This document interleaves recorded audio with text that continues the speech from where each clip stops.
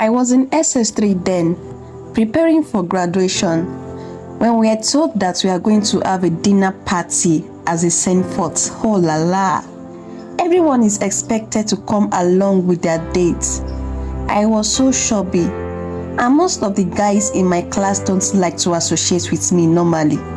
So it was hard for me to find a date who would ask me to come along with him at the dinner night.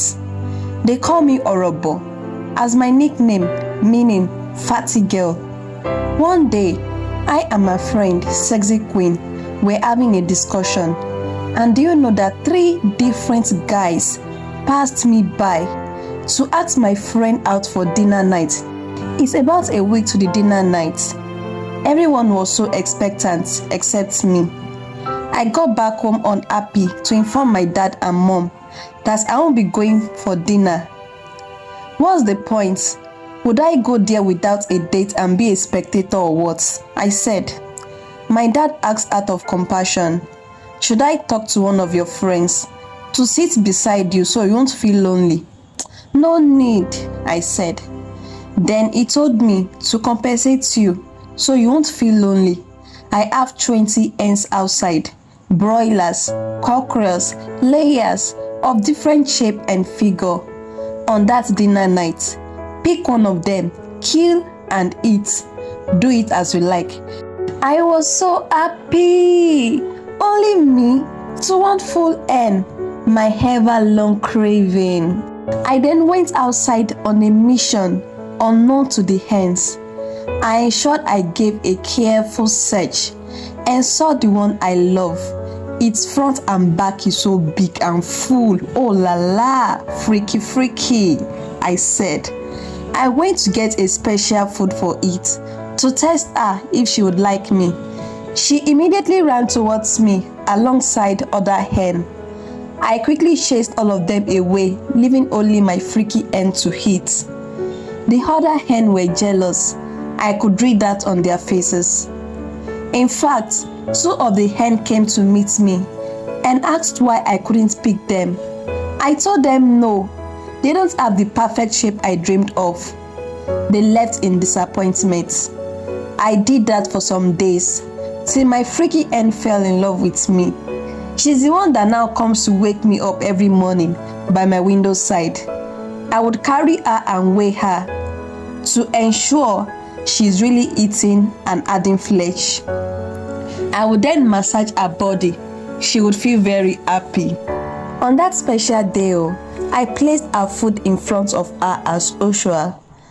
As soon as she started eating, I held her hands and legs tightly, brought out my knife. She started crying. Are you joking with me right now? I know you love me more than that, don't you? Then I replied, oh sorry, I don't mean to hurt and break your heart. I just needed to satisfy my cravings right now, I said as I laid her on the ground slowly. Other hens saw me and shouted, you are an attacker and never a friend, so they all ran away. I cooked and fried my chicken. It was so delicious. The next day, while walking down the street, I heard and saw some guys who were my classmates saying things like, I don't shop Sexy Queen, I too don't run ammo. Nothing special in that girl, sha. Just shakara packaging. I quickly ran to my friend's house. I met her crying. What's the matter? I asked. It's my boyfriend. He just broke my heart. Just after the dinner, we both went to this house. And after one crazy night, after then, he said he's done, that he has achieved his target. I tried to console her for some minutes. Then after, she escorts me to my house. On our way, we met my friend X. He said he wanted to have a conversation with me. He took me aside and asked me out. I was initially blushing. Being the first time someone would ask me out, but later got back to my senses and said, no, you're an attacker.